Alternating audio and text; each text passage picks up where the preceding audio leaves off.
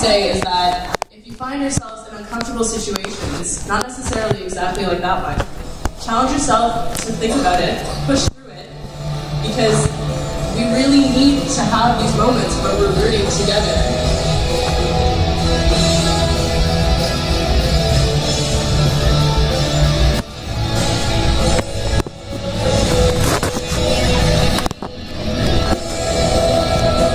Cette cause, nous la connaissons. Elle n'a pas de visage, elle n'a pas d'emploi, ce n'est pas un homme, ce n'est pas une femme, c'est une structure, c'est une vision du monde, c'est une idée, c'est une réalité, c'est un système économique qui porte un nom et il faut arrêter d'avoir peur de le nommer par son nom, il s'appelle le capitalisme.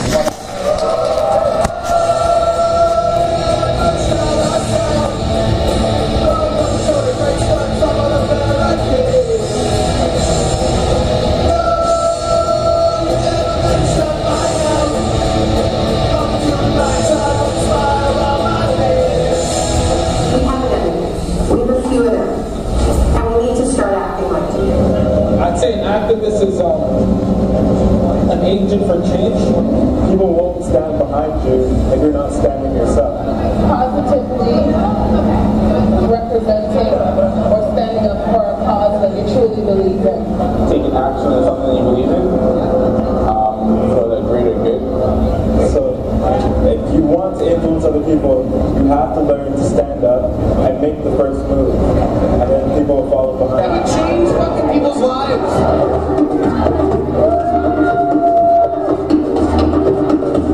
Everyone shall engage in solidarity. We the people who are equal, all people are equal. In solidarity, everywhere in community, coming together so that we shall march together on the road to renewal. The people in solidarity have much more impact than fragmented causes. The people united will never be defeated. The people united will never be defeated. The people united will never be defeated. The people united will never be defeated. The people united will never be defeated. We just trick or treating. Let's see what kind of treats we might be getting. Whoa, hey, it's that $1.4 billion in subsidies. So let's figure out what you do. Is there anyone among us that could use a little help at this time of crisis with this crazy Frankenstein coming? Oh, you. God, renewable energy! Renewable energy, okay, that can use some help. Anyone else? Anyone else? Alright, climate research, okay, that can use some help as well. Education, anyone else? Anyone else? Arts and culture and the wheat board! Arts and culture and the wheat board. Well, this all sounds like pretty good stuff, but Harper, do you see anyone else that might need some help? You got some friends in there. Come on over, Shell, Suncorn, and Uncle Philip, and Rich. Okay, well, so we got the $1.4 billion. Let's see. Who should we give it to? Should we give it to these zombies over here?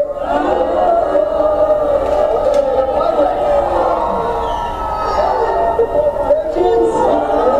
The people? 1%? Or 99%? Well, it sounds like the people have spoken. Let's see who it goes to. The fossil fuel industry! Oh, man. Don't get too upset yet. These guys really want that money. Don't get too upset yet. We still have something for you guys that's going to help you out. What do we got? Cuts! Oh! So we can cut funding to renewable energy. Oh! And we can cut funding to climate research. Education? Cut. And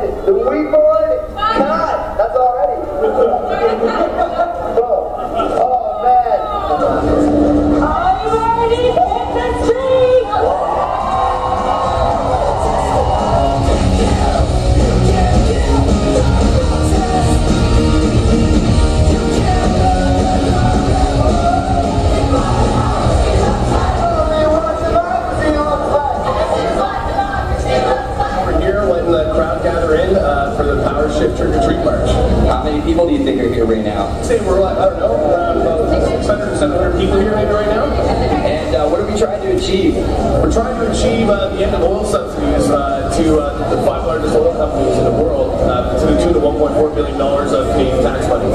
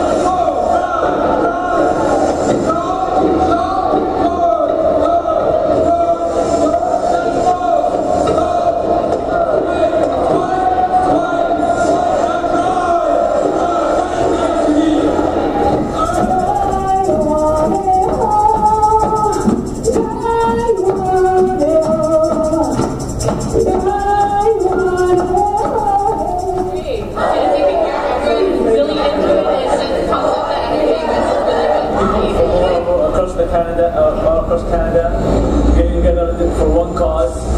It's just an amazing feeling. That's all it is. Indigenous peoples and youth are uniting across Turtle Island to defend our land and ensure the continued existence of our peoples.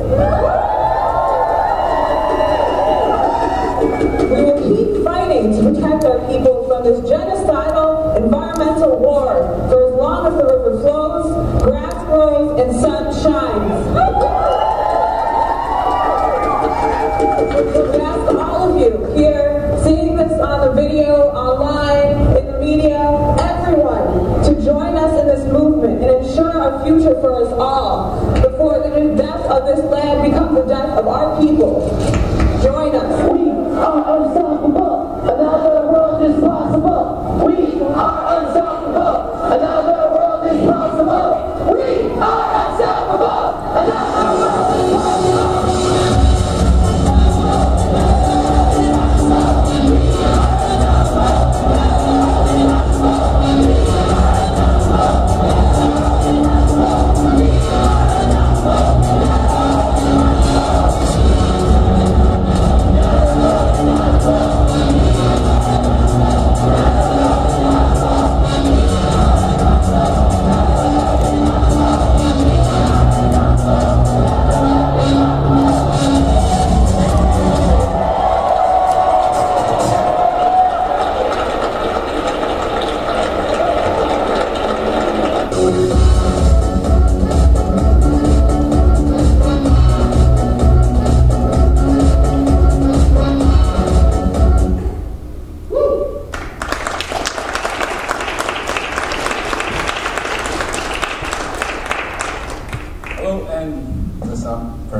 Hello and welcome to our Social Justice Week event, Tar Sands, Indigenous Rights, and Line 9. This event with Clayton Thomas Mueller. I'd first like to thank you all for braving through the second day of snow and slush to come out to this event and be with us here today. My name is Jeremy Barbet. I'm the Vice President of University Affairs, as well as a Social Justice Week Steering Committee member. I would like to start by inviting my colleague Baker Baha to come up to discuss the Free the Fees campaign that we're currently working on with the Student Association.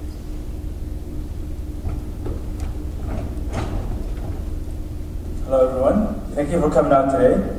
So I'll be talking about the Free the Fees campaign. Two main points. Why is it important and how is it related to social justice? So typically schools collect the essay fees on the essay behalf and transfer it to the essay.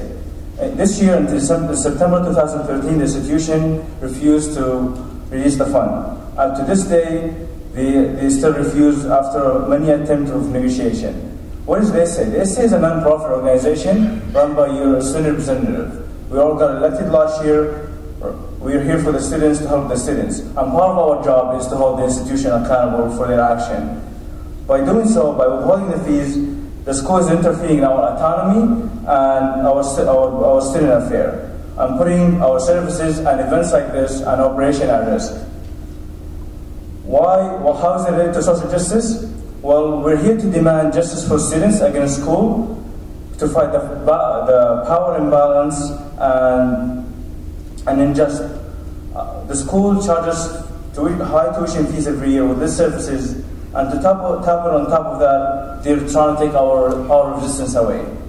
It's time for us as students to fight back, stop the bullying, and have a voice to fight on campus. Thank you. There's a petition outside, you guys can sign it right now.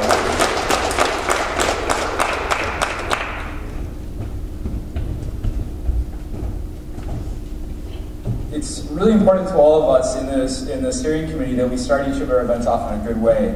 So to do that, we're going to start with an anti-oppression statement.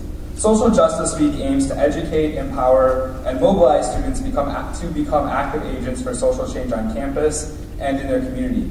We encourage participants to reflect on how our experiences and backgrounds shape the varying perspectives, forms of power, and privileges we each bring with us while participating in Social Justice Week activities. With this in mind, we commit to lovingly open our minds, engage and challenge our own and others' bias or discriminatory behaviors and comments. Throughout the week, make an effort to learn about fellow participants, their experiences and backgrounds. Leave judgments of others aside and recognize that we cannot understand all the different experiences and barriers that people face. Social Justice Week also aims to create a positive space for democratic meetings where we can all participate meaningfully, regardless of race, gender, class, sexuality, age, or ability. We also recognize that Social Justice Week takes place on Anishinaabe territory, and participants studying and organizing on campus and throughout their communities also take place on territories of Aboriginal peoples. Now, Social Justice Week 2014 has been a great success thus far. On Monday, February 3rd, we held an amazing Social Justice Week fair where people came in from the community and students had a chance to interact and engage with these amazing organizations, both student groups and from the community. And then on Tuesday, we held our There Are No Blurred Lines event.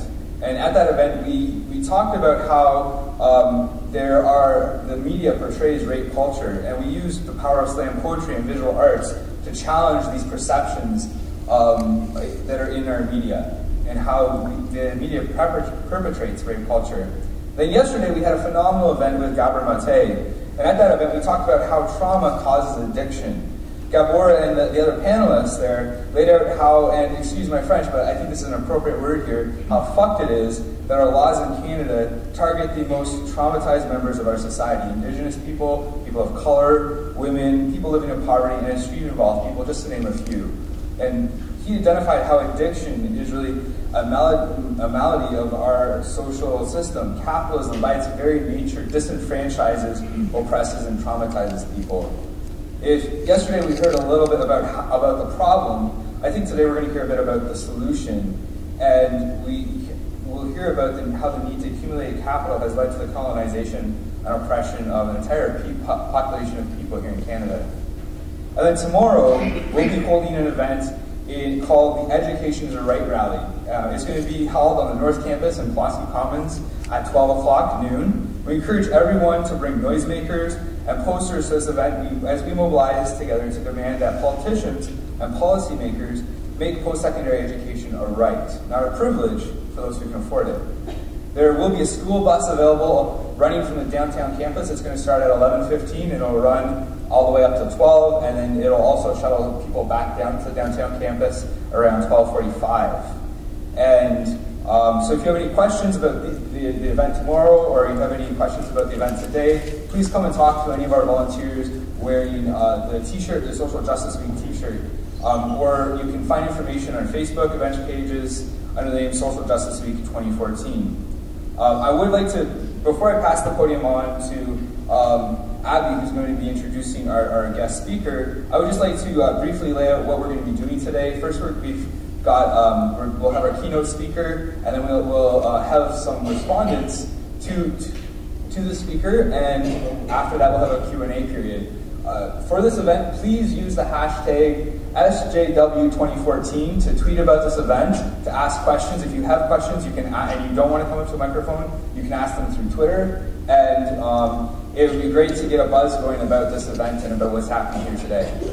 So with that in mind, I'm very honored to introduce our next speaker, my colleague and friend Abby Locke. She's the president of the Environmental Club at Durham College and UIT.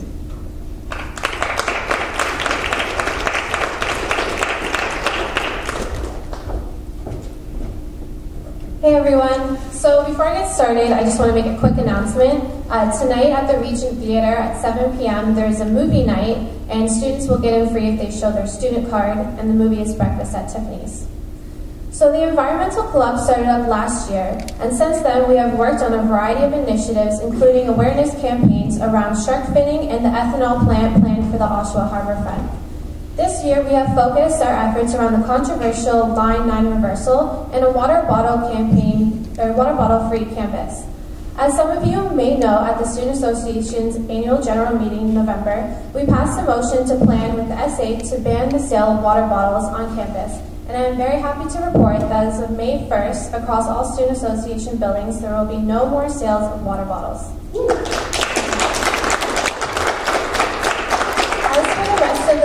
We still need to continue lobbying the institutions to put this ban into effect. This semester, we will be working with the Social Justice Steering Committee, and we have planned this event today, which is based around tar sands, Indigenous rights, and the Line 9 reversal. Today, we have a keynote speaker and then 2 respondents. Our keynote speaker is internationally renowned Indigenous rights and climate justice activist, Clayton Thomas Mueller. Clayton will be focusing on tar sands development in Western Canada and how expansion of the tar sands threatens Indigenous rights to the land and has a devastating impact on the environment. Clayton is a member of the Mathias Coulomb Cree Nation, also known as Pukatawagan in northern Manitoba. Clayton is the co-director of the Polaris Institute's Indigenous Tar Sands campaign and a volunteer organizer for the Idle No More's national campaign Sovereignty Summer. Clayton has traveled extensively, domestically and internationally, leading Indigenous delegations to lobby various United Nations bodies. Clayton has coordinated and led delegations of First Nations, Native American, and Alaskan Natives to lobby governments in Washington, D.C., Ottawa, and the European Union. So at this time, I would like to hand the floor over to Clayton.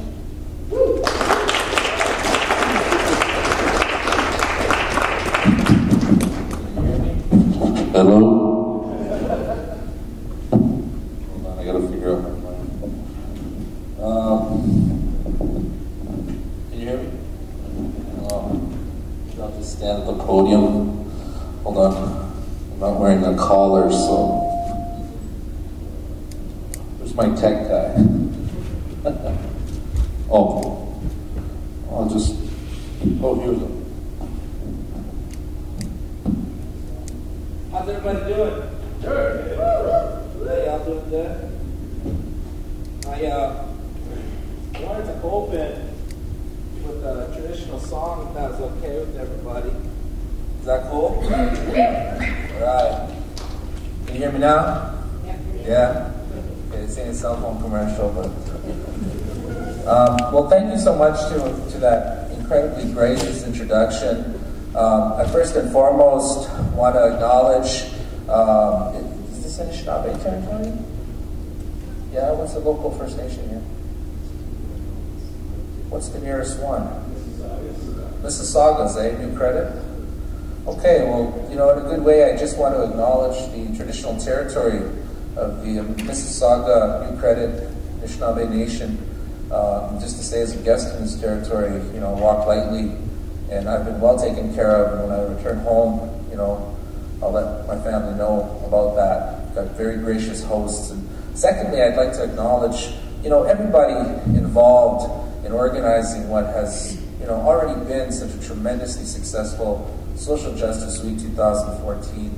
And I'm really humbled and honored to have been invited to share a few thoughts with you today here at the Regent Theater.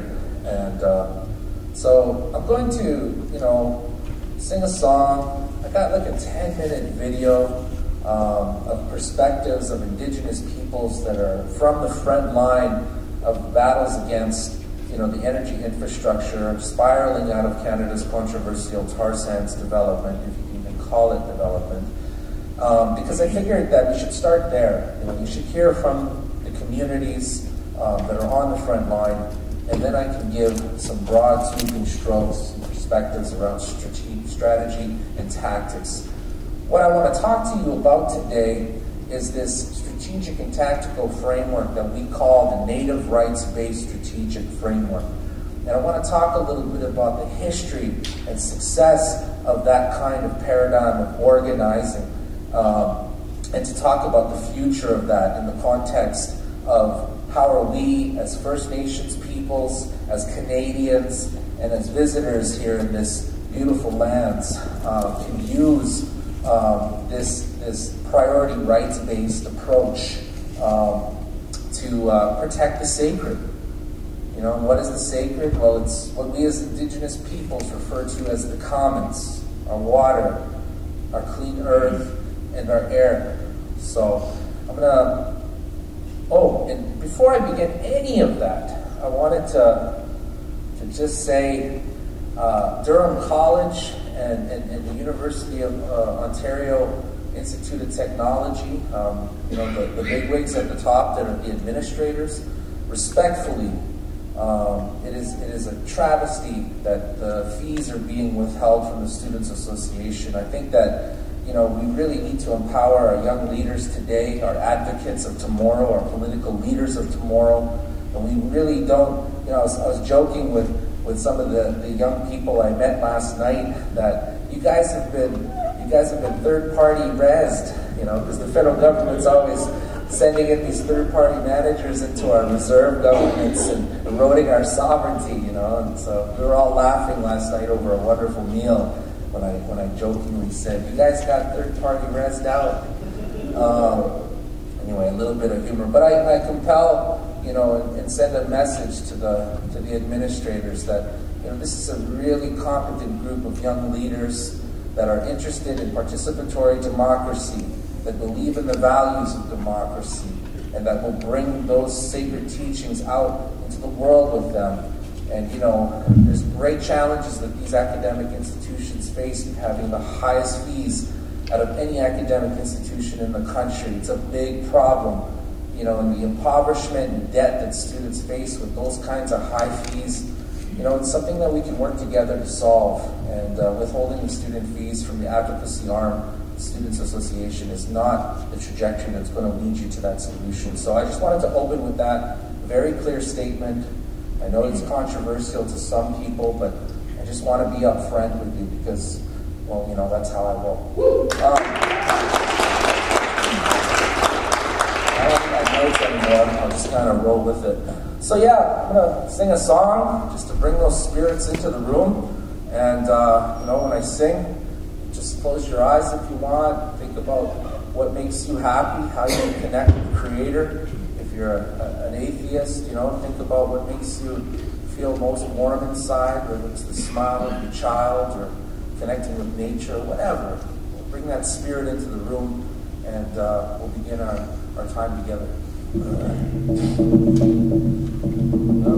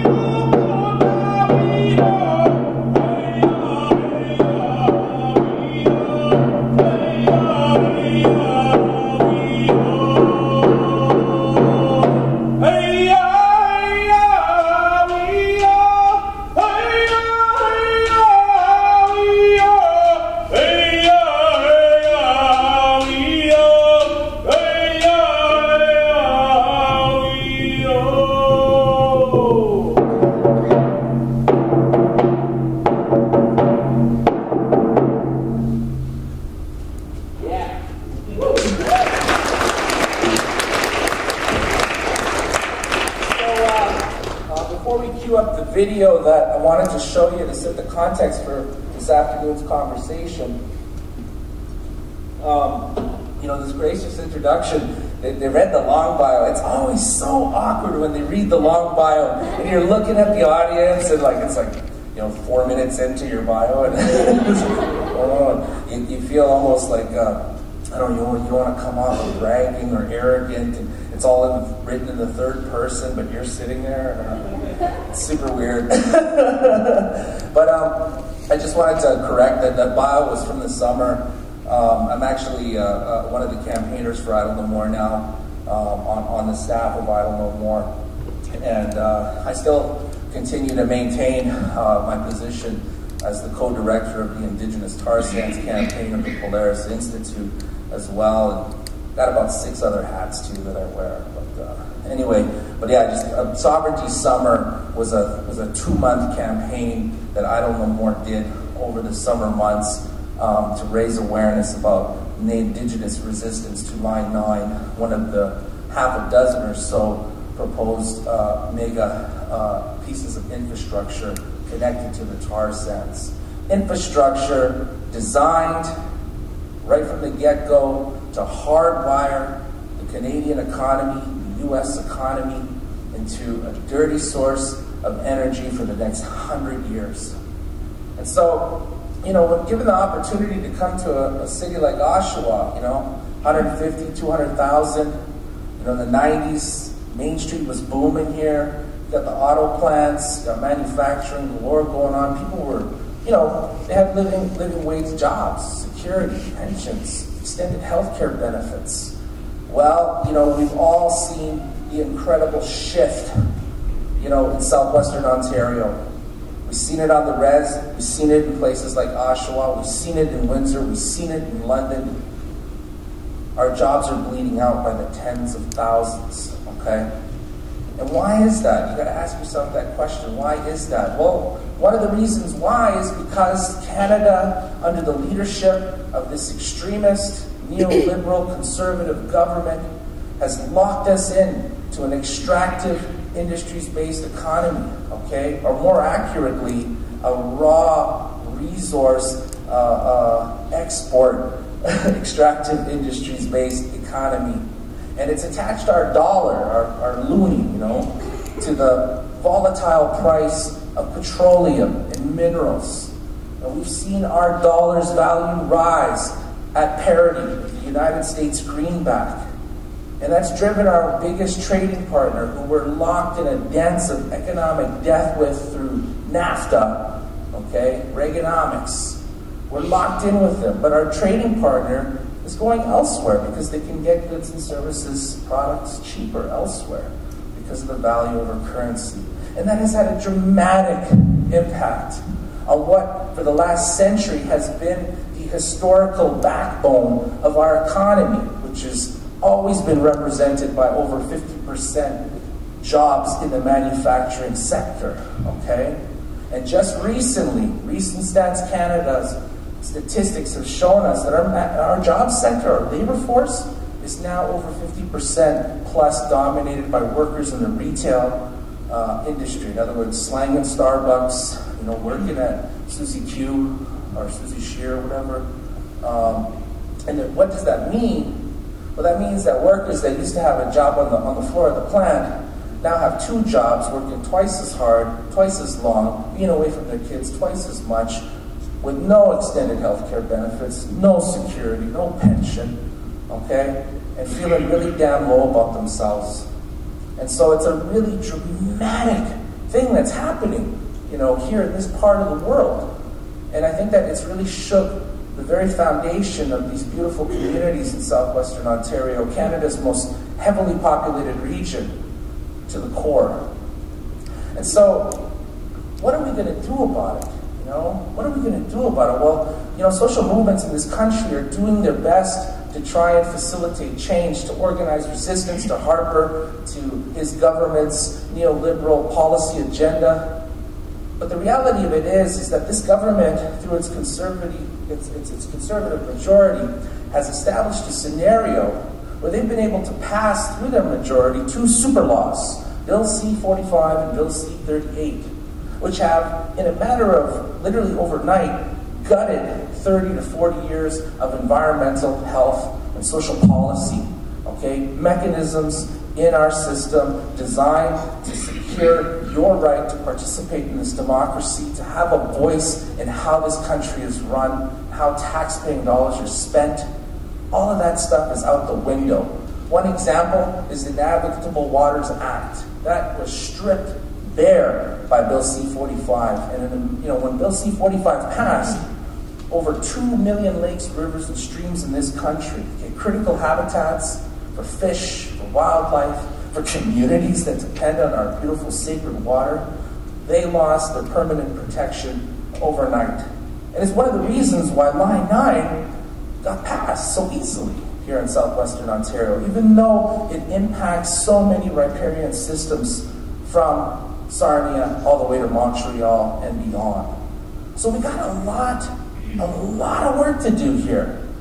And I'm going to talk a bit about what it's going to take for us to really take this government down and to check them, put them in their place, but also to look beyond electoral cycles. Because I'll tell you one thing, Trudeau ain't going to solve anything, aside from being maybe a little more handsome, right? Maybe being a little tougher. You know, he's a good boxer. Aside from those things, there's no difference between his economic agenda and Harper's economic agenda, except for the fact that he thinks Harper screwed up big time on lobbying America over Keystone XL.